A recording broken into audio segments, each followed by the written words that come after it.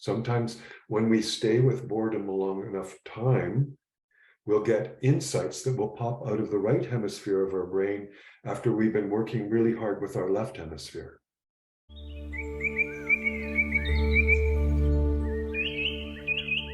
Thank you all for joining tonight. We're always honored to host anyone who shows up, whether you're a repeat guest or a new guest. One thing that we really value is handing off knowledge. The business has been around since 1991, and every year evolves as it learns. And Kirk and Katya have both been with Mountain Trek for each 25 plus years. And so the amount of knowledge that is getting collected inside the retreat is quite impressive, and we really do want to share it with you. So these sessions are an attempt to do that. We did them quite religiously over the pandemic. We did them, I think, to start even weekly, and then we moved to monthly. We have them all recorded and they're on our website. So if you want to reference back to some of the old topics, those are all recorded there for you. My name is Alex. I'm one of the owners of Mountain Trek. I joined about 4, maybe 5 years ago now, 2018, so almost 5 years ago now. And this topic is something I still think about daily. I now have 3 kids, the youngest being 2 months old, and the speed at which they're growing up is sickening. So I'm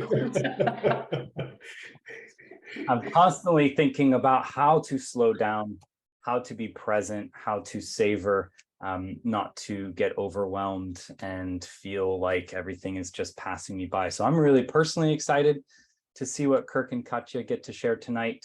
I'll just do a quick housekeeping and then I'll pass it off to them.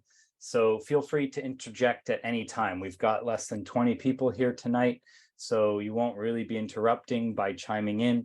Otherwise, the chat is a wonderful place to put any questions, or if you need clarification on anything. I'll kind of be in the background monitoring. So if anything pops up in the chat, I will see it and get that asked to Kirk and Katya.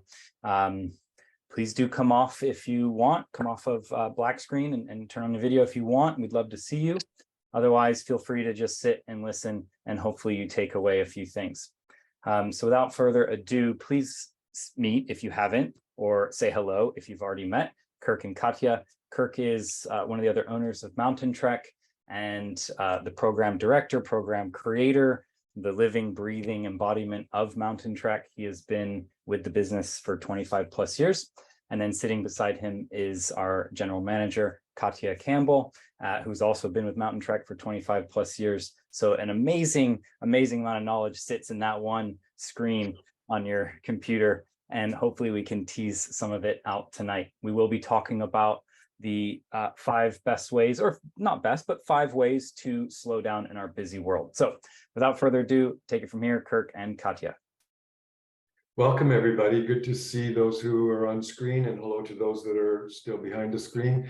Katya and I looked at things that we thought could be simple and easy, though we teach in our program some very specific activities that can take a bit more time to do to lower the stress hormone cortisol or bathe our brains in feel-good hormones. We want to give you just some micro dosing things that you could consider to do 2 basic things. 1, try to get your hormones back into balance from being under the duress that we put ourselves under at work, that uber focused, vigilant and diligent state we have to be under with the stress hormone cortisol.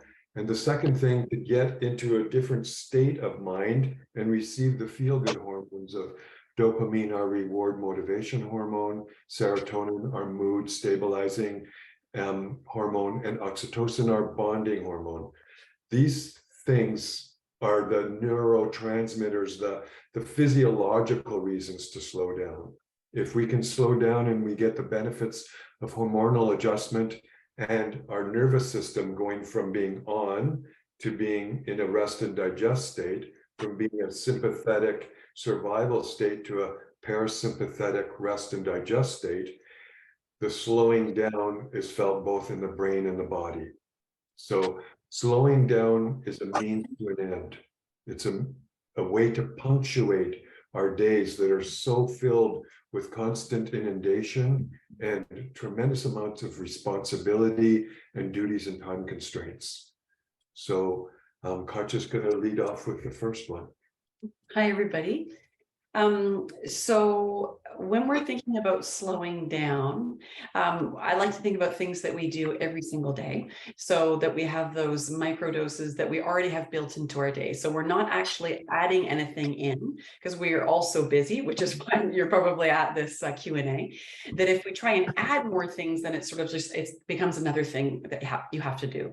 So if we look at things that we're already doing, something that you do hopefully at least 3 times a day is eat.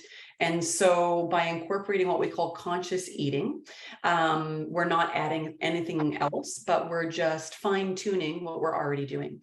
So I'm going to go through 8 steps of conscious eating with you all that you can integrate into something that you're already doing, hopefully 3 times a day with your family or by yourself. So the first thing would be to start with taking 5 to 10 deep breaths. And as Kirk referred to just a minute ago, that allows us to activate our parasympathetic nervous system. So that's our rest and our digest system. And when it's activated, that's when all of our sort of life-sustaining facilities of the body become really active and most effective. And digestion is one of them. And we know by incorporating conscious eating, we can also aid digestion, aid elimination, and aid absorption of nutrients. So by slowing down and activating that, it sort of like turns on the button, which we want to have on when we're ingesting food. So just by taking 5 to 10 deep breaths before you even begin eating helps us to move into that state.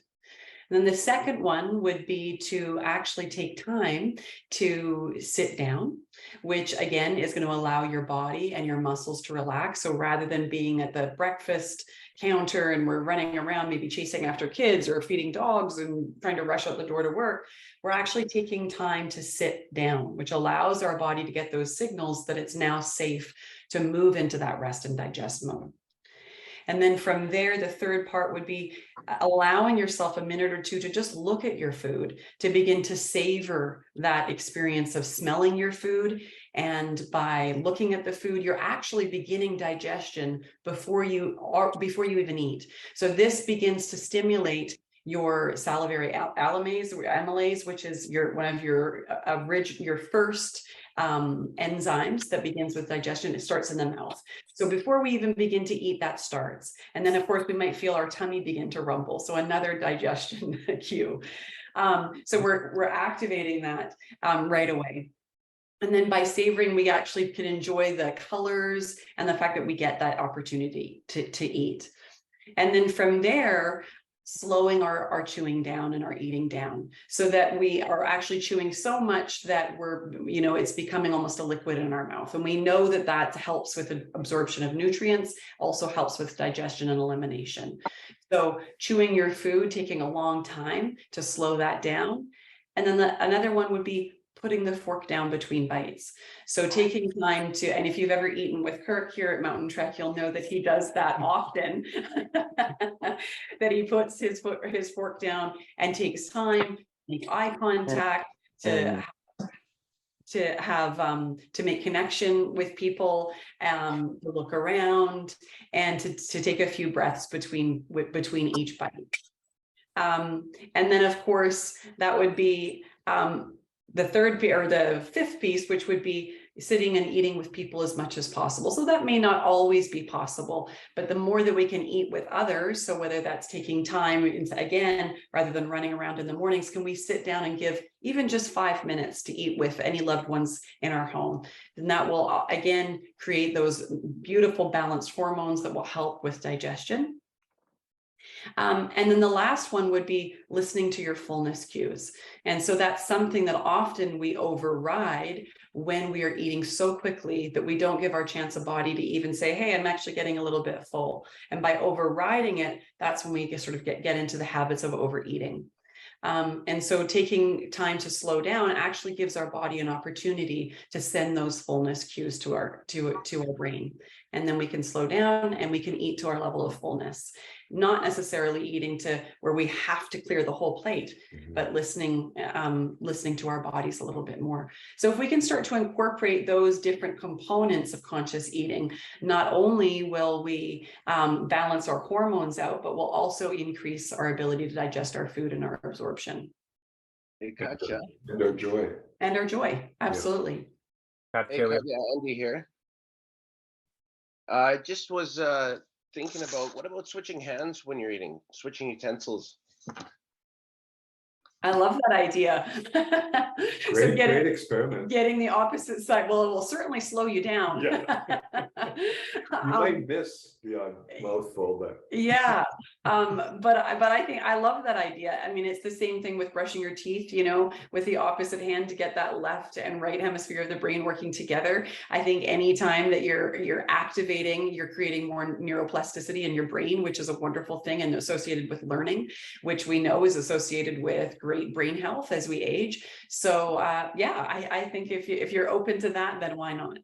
Cool, thanks.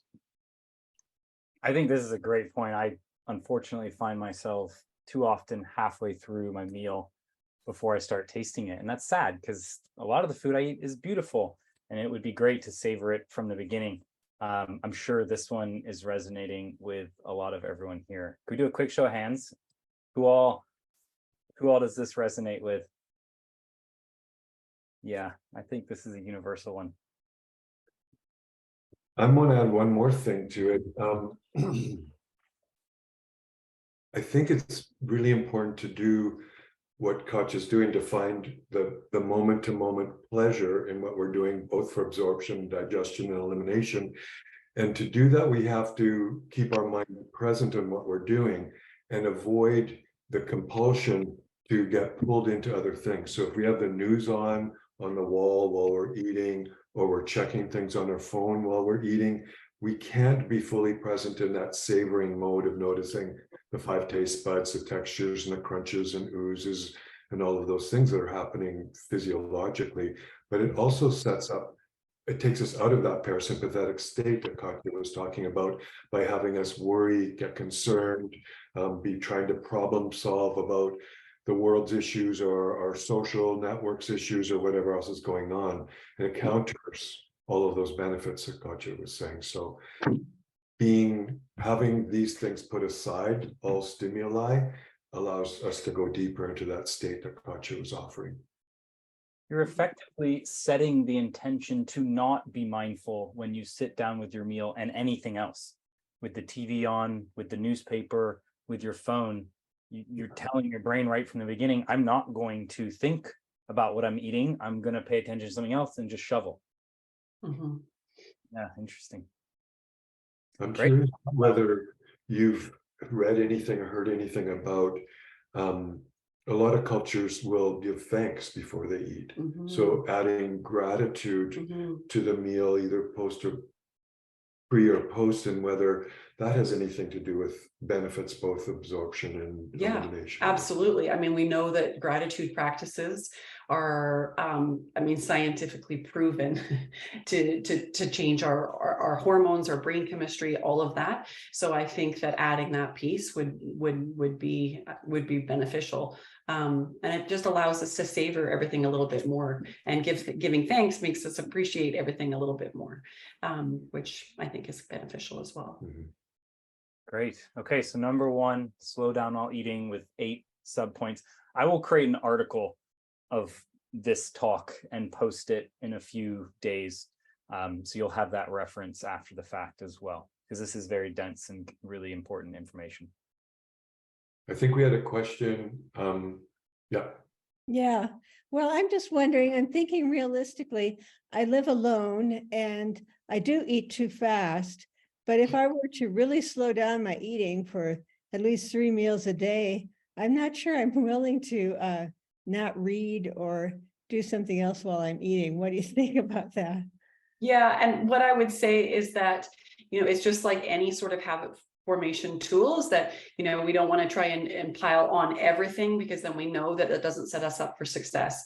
So even if you can choose one of those meals a day, that and whichever one that you feel like you're going to have the most will be you will be the most successful at. So the one that you don't feel the desire to watch the news or do the crossword or whatever it is that you enjoy doing when you eat, just choose one and try and incorporate that. And then because those other things also provide some level of enjoyment for you, and maybe connection with your community by reading or whatever it is. So I think that there's benefit to those as well. So even if we can start with once, then we're going to get those benefits. And I think oftentimes too, when we start with just a small change like that, we don't realize it, but those other few times during the day actually start to pick up, and we start to bring those habits into those other times where we're not being as conscious about it. They just sort of by osmosis begin to change.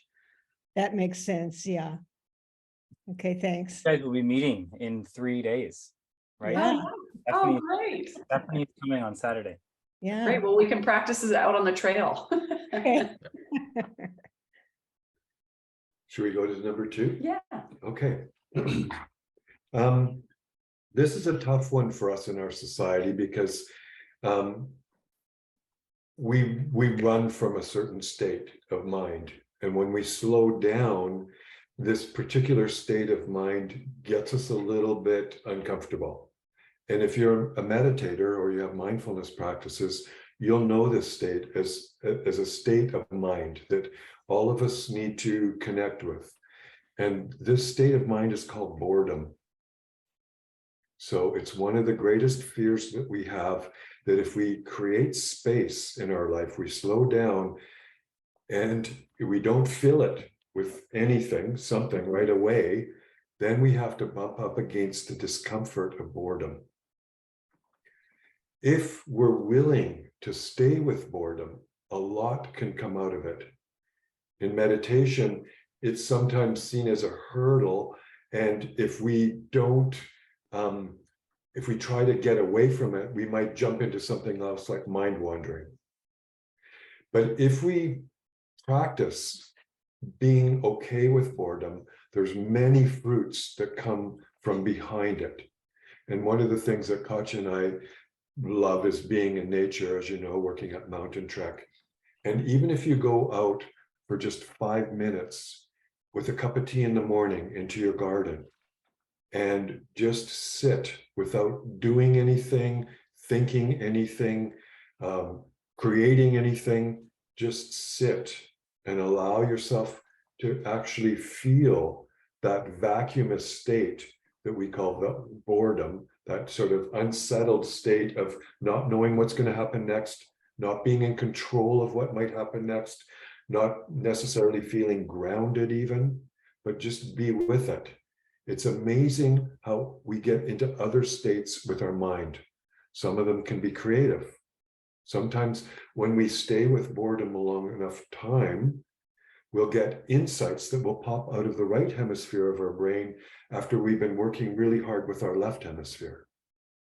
Sometimes we can drop through boredom into deeper states of tranquility or peace, where we're not agitated, where we can just allow whatever is arising within us or around us to just be, just allowing things to be without having to push, pull, or distract to avoid the initial discomfort of what we call boredom. So you could take, just like I mentioned, a couple of moments at any point of the day to just go lie on the lawn or sit in your garden with a cup of tea, but not to do anything. The purpose is to just be without doing and feel at first the unsettledness of not filling that time up with something, not completing tasks that you know are waiting for you, not jumping with your mind to the next thought, next worry, next anxious fear, but instead just be and notice maybe body sensations, maybe notice moods arising and stay with it a little bit longer. And then from the boredom, it'll be amazing what other states can arise. This is dropping into deep peace and tranquility, and also inspiration that can arise just on its own out of different parts of our brain that we underutilize. I want to share this quote, and it's from the early childhood educator that came up with the Waldorf method, I believe, Rudolf Steiner. And he said that creativity is the state, the amazing state that happens before creativity. So allow children to be bored. And I think, being a mom of 3 kids, and Alex, I'm sure you can speak to this as well, and Kirk, that, you know, when we were kids, being kicked outside, right? Like, go outside, and you were so bored, and then suddenly you were making tree forts and, you know, playing dress up and coming up with plays, and that's, you know, that was all from boredom. And I agree that I think that our cell phones are robbing us of the ability to be bored, whether it's just sitting on a park bench or waiting in a lineup in a store, you know, in a grocery store. How many of us just, we'll pick up our phone and catch up on an email or catch up on that text rather than just be in the lineup. Yeah. And so I think that us as individuals and us as parents, if you have children, you know, giving them the chance to be bored, it does spark that creativity. And I really love that. Yeah. And we need to get our head around giving ourselves the permission to be bored. Because right, our society says, well, if you're bored, you're not producing, you're not moving forward, and you're not striving, and you're falling behind. But in reality, we're finding that this boredom can lead to creativity, and that has a whole slew of health benefits. So that's what my takeaway is, reminding myself that in boredom, I'm not falling behind. I'm actually bringing up these other aspects of my health. Yes, and we have to just watch that tug of war between, if I'm going to be more creative, then that also means I'm productive.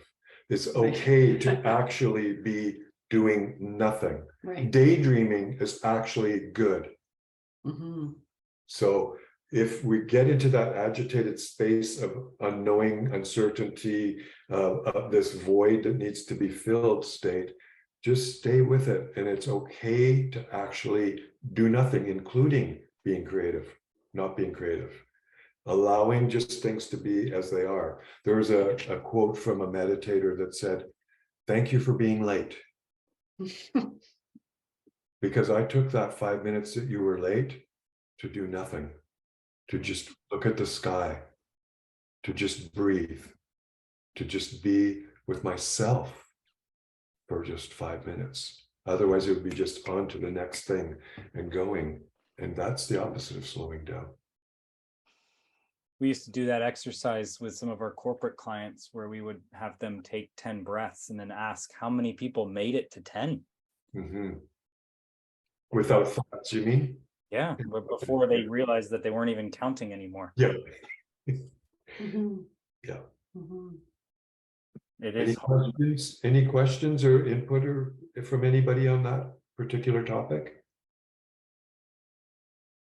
So topic 2, seek boredom, permit yourself to be bored. And then just see what comes from it rather than being afraid of it. Be curious. Yeah. Open to boredom with curiosity. Okay. And shall I move on to the next one? Yeah. Yeah, the next one. So the next one is about connection. So creating a connection, whether that's writing a letter to a friend or a family member, whether it's reaching out for a 10-minute, a quick 10-minute phone call on your lunch break, to call again of, your mom, your dad, your sister, your friend, your neighbor, whoever it is. It can also be setting a date that you're going to make to, go and do a workout with a friend or go for a walk. And we know that having an adequate social support network is associated with longevity. So if we look at studies that have been taken with senior citizens, and seniors that have a strong social network live longer, and they live a life with more quality. We know that it's associated with an increased level of the hormone oxytocin. And that oxytocin, the function of that is to decrease anxiety as well as stimulate the parasympathetic nervous system. And what's interesting is we see high levels of oxytocin in mothers of newborn babies because it's also associated with that bonding and with strong attachment. What's interesting too is when we see those levels elevated, what happens is that it increases our attachment and then it keeps that cycle going. It actually creates a desire for more attachment. So it's sort of like this, we know that when we feel disconnected from other people, we tend to retreat and we don't want that connection as much. Whereas when we reach out and we create that connection with another person, it sort of feeds itself. And so whether it's a small 5-minute conversation, I would say as much as you can try and reach out in over the phone or with your voice rather than just with texting. Because I think all too often we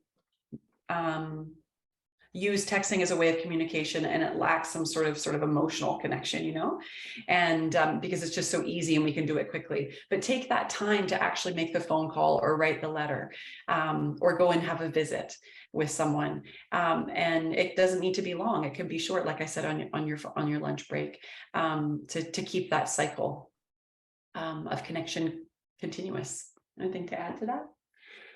They say for the limbic social emotional brain for us that 87% of our communication is tone of voice, eye contact, and body posture.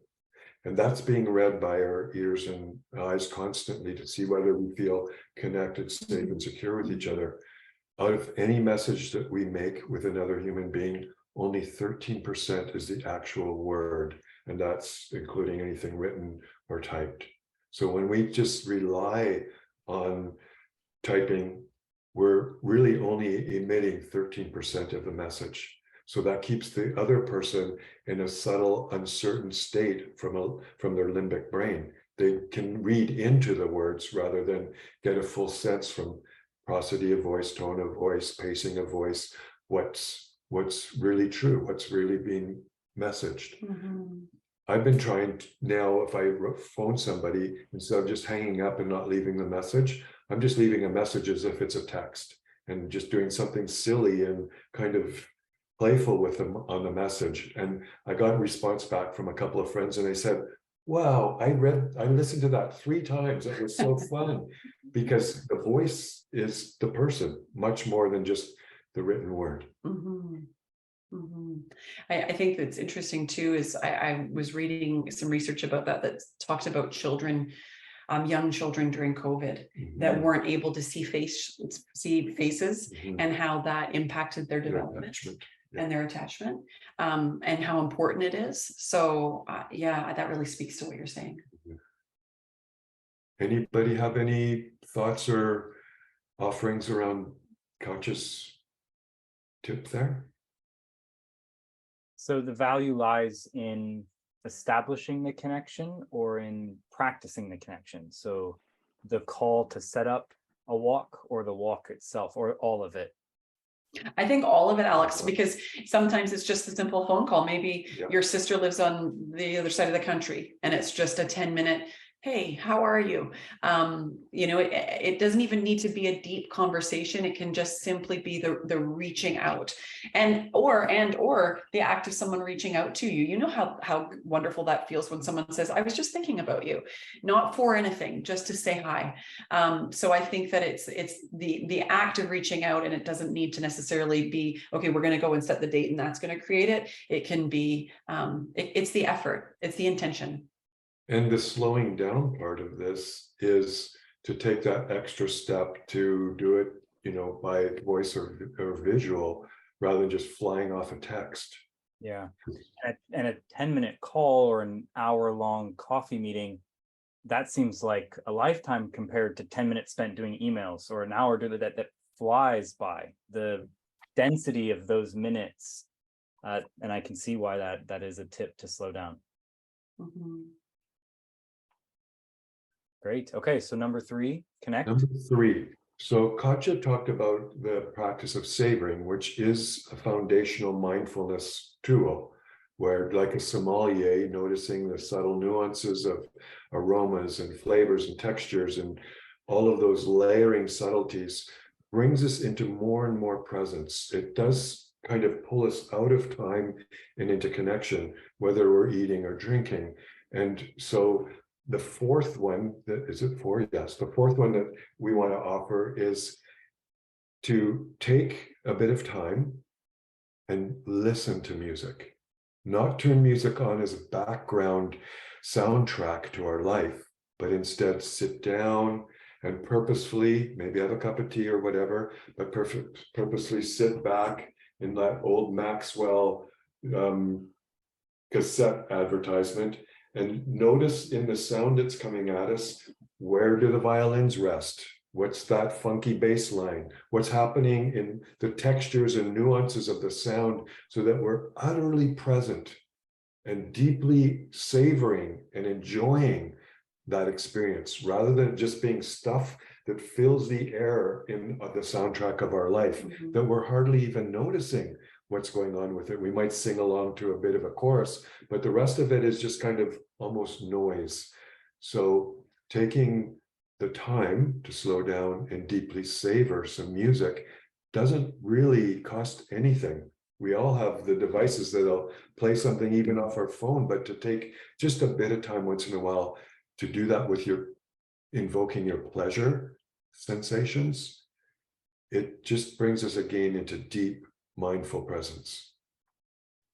Seems very similar to the eating with the TV on, listening to music while you're working. I mean, it's a background. You're right. You're not fully present and savoring it for what it provides you. There's a lot of depth to be experienced when we just pay attention to one thing.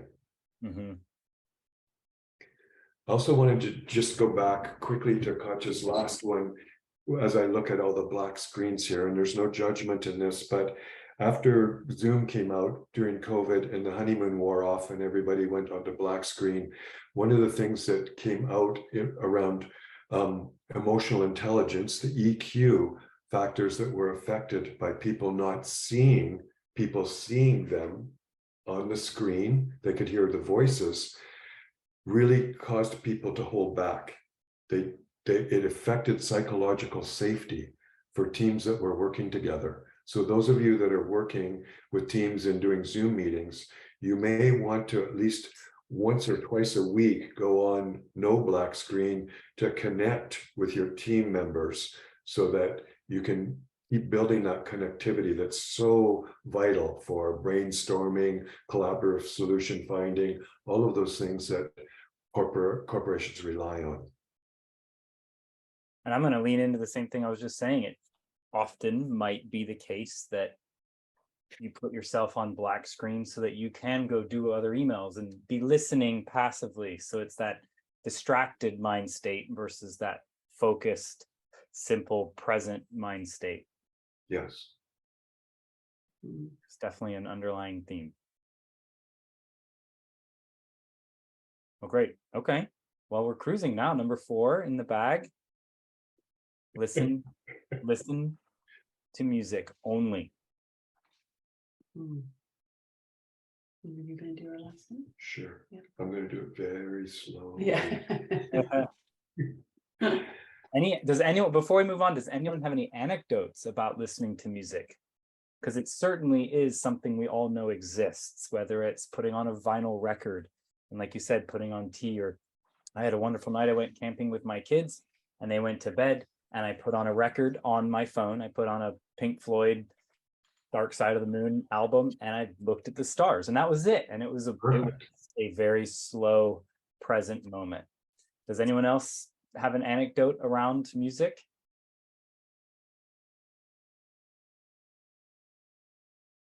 Well, then I'll follow up with a question. Kirk, what is your favorite music, and how do you like to listen to it? Well, part of the reason why I chose this one is I just recently got a little stereo system that plays Dolby Atmosphere music. So when you go to a movie theater and that sound goes all the way around you and completely surrounds you, that's recorded in Dolby Spatial Immersion. And you can now buy headphones, of course, that play that music as if it's coming out in that way. And now certain companies are making speakers that shoots sound straight up to the ceiling and out from the sides and out from the front. So the sound comes all the way around you and immerses you. I've never been a real fan of classical music. I'm a jazz bass player, but when I got these speakers and I tried some classical music on it, it was incredible. It was like being in the orchestra pit and being completely surrounded by all of the instruments. And that just took music listening for me to the next level.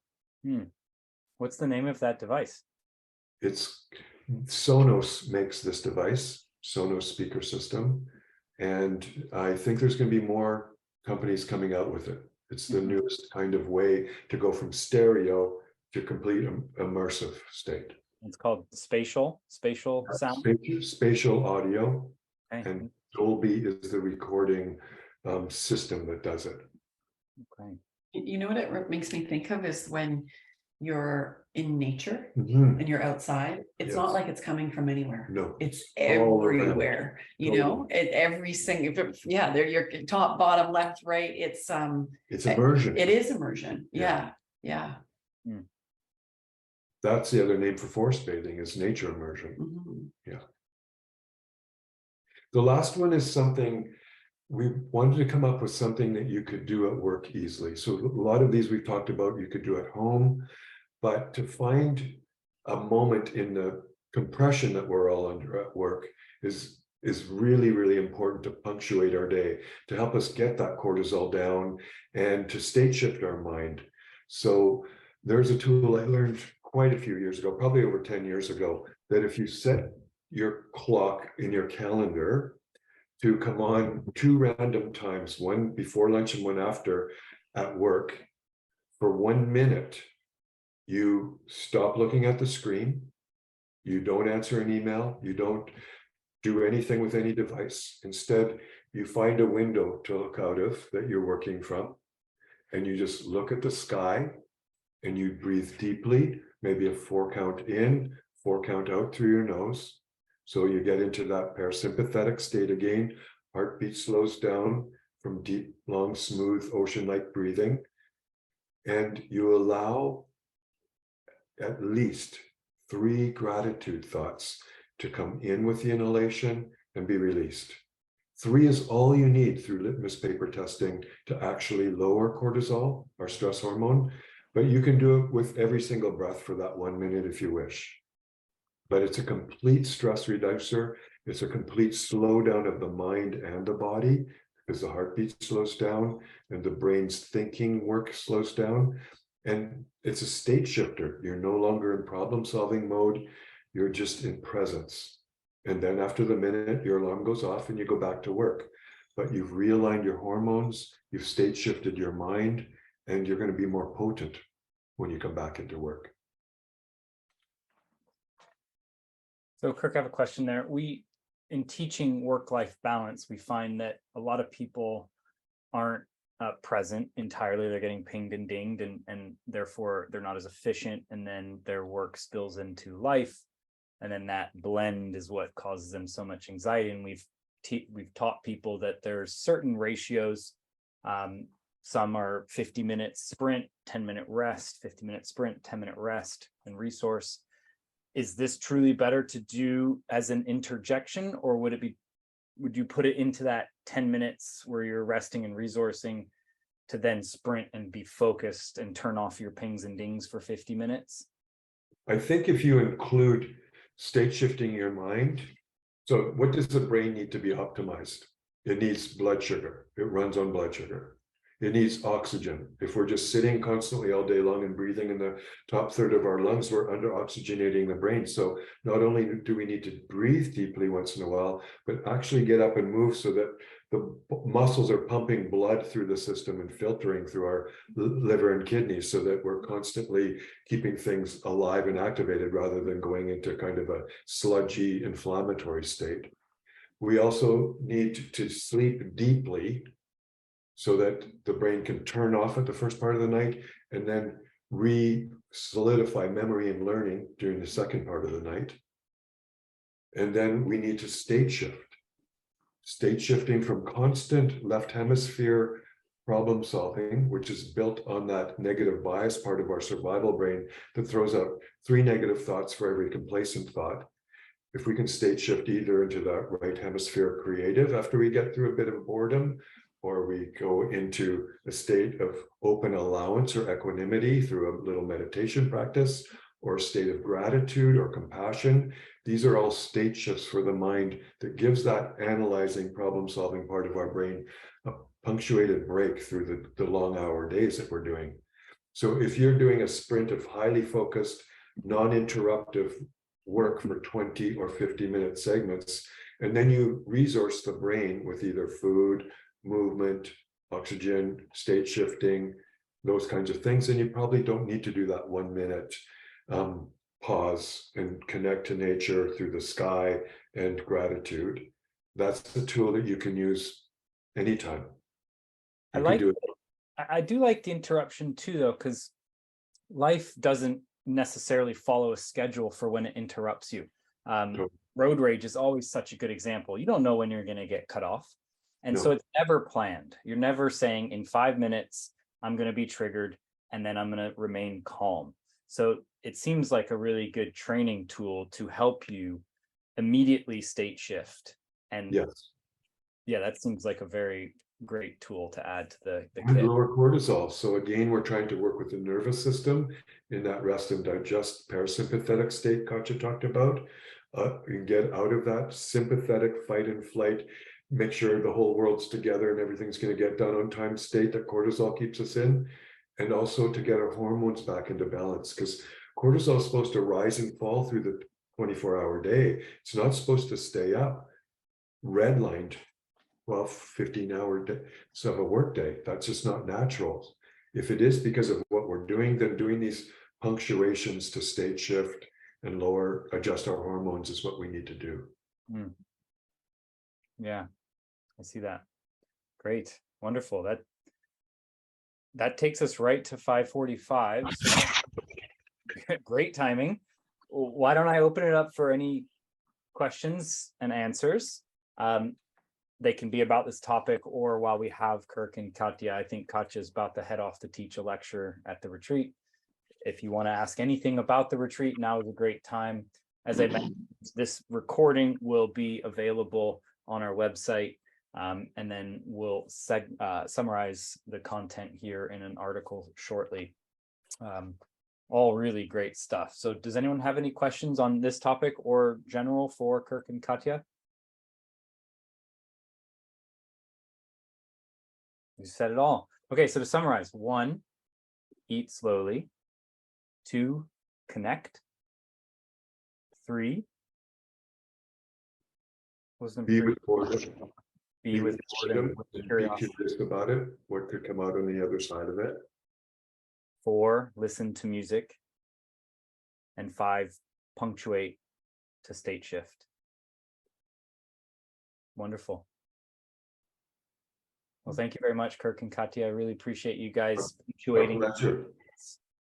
And look forward to seeing any of you who are planning to come to Mountain Trek this season, and if not in the future. And those of you who have been, because we can't see all the names, we wish you well as you integrate yourselves back into life. Have a good night, everyone. Thank you for coming. Bye, Thanks, everybody. Thanks for sharing your time with us.